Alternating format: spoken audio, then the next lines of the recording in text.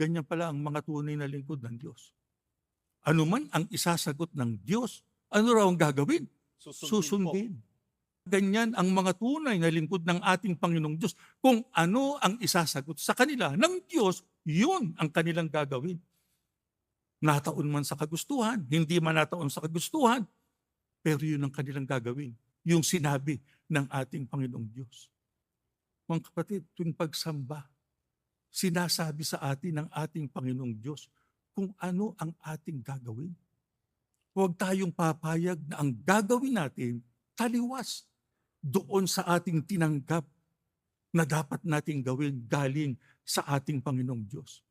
Kasi hindi tayo mapapabuti pagka sinuway natin ang kanyang kagustuhan.